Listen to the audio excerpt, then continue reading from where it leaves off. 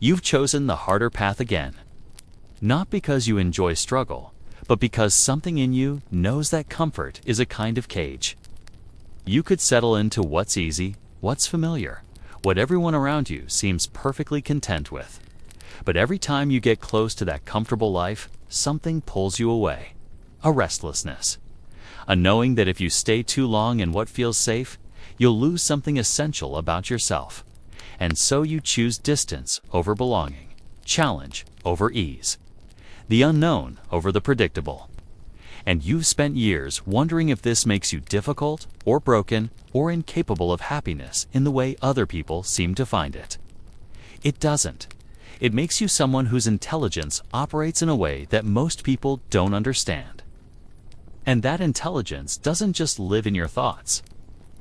It lives in your entire nervous system, in the way you respond to the world.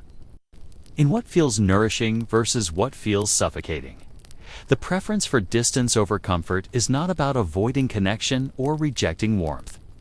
It's about recognizing that true growth, real understanding, genuine insight, all happen at the edge of your capacity.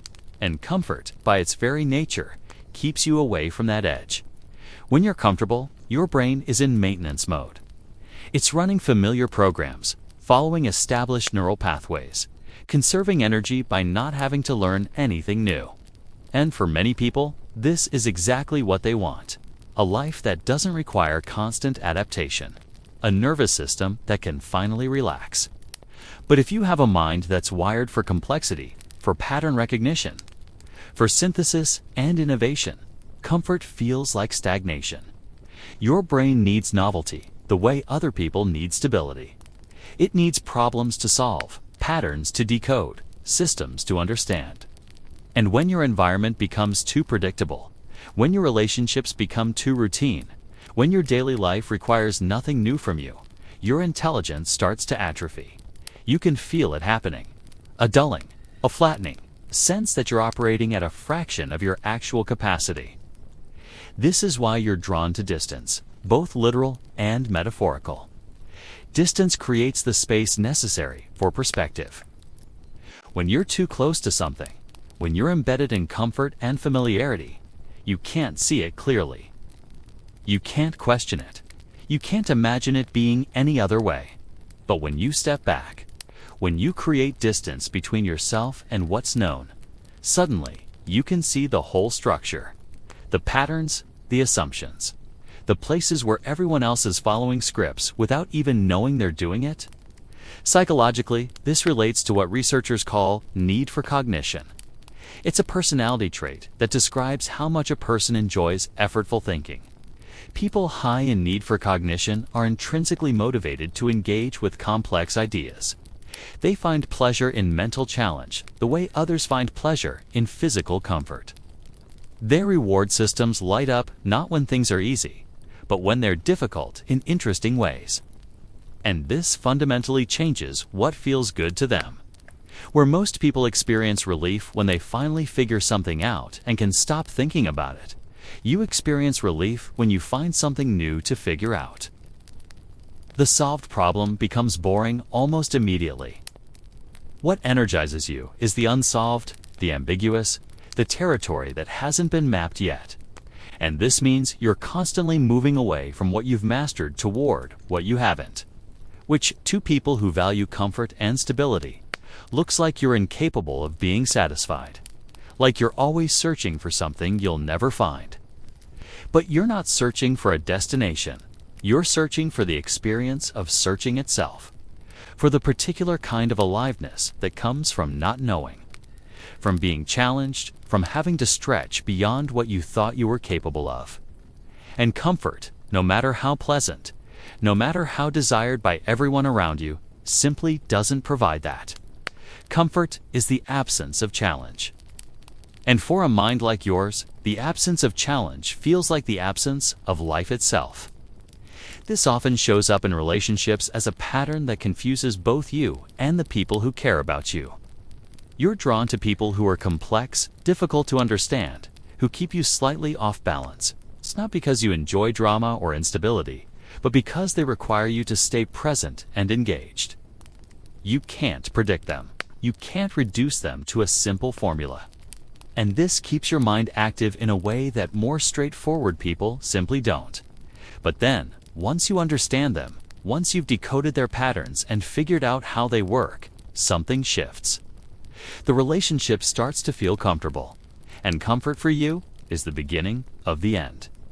You might try to fight this. You might recognize that this person is good for you, that the relationship is healthy and stable and everything you're supposed to want. But your nervous system is telling you something different. It's telling you that you're no longer growing, that you've stopped being surprised, that the dynamic has become predictable. And no matter how much you care about the person, predictability feels like a kind of death to the part of you that needs intellectual and emotional stimulation to feel alive. This doesn't make you incapable of love. It makes you someone who can only love deeply when the relationship continues to evolve, when both people are committed to growth, when there's space for distance and autonomy alongside intimacy. You need a partner who understands that closeness for you doesn't mean constant proximity. It means being willing to venture into unknown territory together and separately, and then coming back to share what you've discovered. The same pattern appears in your relationship with work, with place, with identity itself. You're drawn to careers that are intellectually demanding, that don't have clear endpoints, that require continuous learning. You're drawn to environments that are slightly foreign, where you have to adapt and figure things out rather than defaulting to habit. And you're drawn to versions of yourself that you haven't fully become yet, which means you're always in the process of shedding who you were to make room for who you're becoming. This is exhausting in a way that people oriented toward comfort can't comprehend, because you're never settled, you're never done. You're never in a place where you can just coast on what you've already figured out. Every new phase requires new learning, new adaptation, new uncertainty.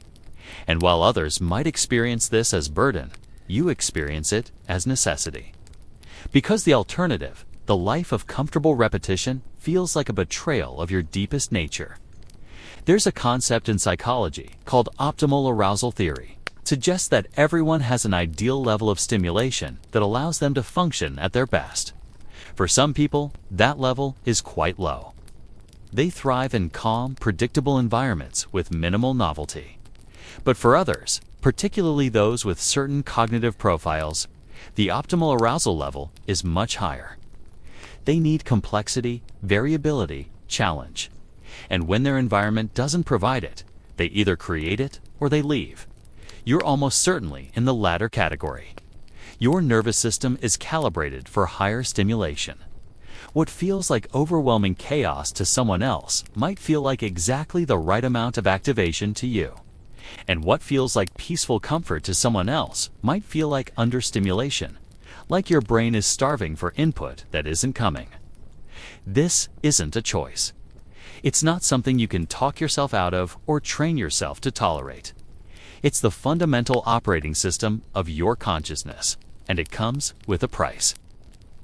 The price is that you'll often feel out of step with the people around you, that you'll be leaving situations just as others are settling into them, that you'll be seeking challenge when everyone else is seeking rest, that you'll be uncomfortable with the very things that bring others peace.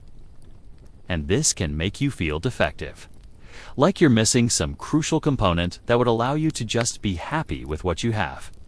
But here's what that feeling misses. Happiness, for you, doesn't come from having arrived somewhere.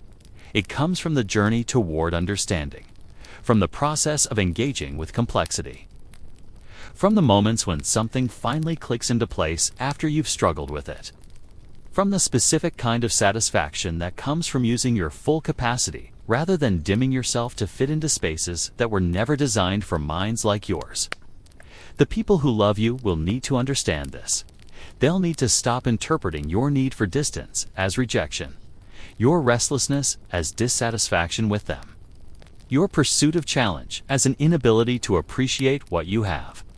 And you'll need to find ways to communicate that your movement away from comfort isn't movement away from them. It's movement toward the version of yourself that you're trying to become. and that version requires conditions that comfort simply cannot provide. There's a loneliness in this that's worth acknowledging, because even when you're surrounded by people, even when you're deeply engaged in work or relationship or creative pursuit, part of you is always standing slightly apart, observing, analyzing, maintaining enough distance to see clearly.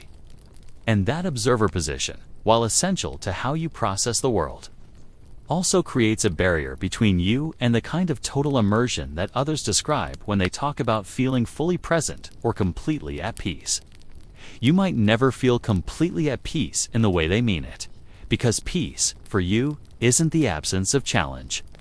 It's the presence of meaningful engagement with difficulty. It's the feeling of your mind working at full capacity on something that matters. It's the satisfaction of seeing patterns that others miss, of making connections that aren't obvious, of understanding systems at a level of depth that requires the very distance others are asking you to close. And maybe the real wisdom isn't learning to choose comfort. Maybe it's learning to stop apologizing for needing distance, to stop trying to convince yourself that you should want what everyone else wants, to trust that your particular form of intelligence knows what it needs to stay alive, and that those needs are legitimate even when they're uncommon, even when they make your life harder, even when they cost your relationships with people who needed you to be more settled than you're capable of being. The world needs people who are willing to stand at a distance, who can see what's invisible from inside the comfort zone, who can ask questions that don't occur to people who are too embedded in the familiar to imagine anything different.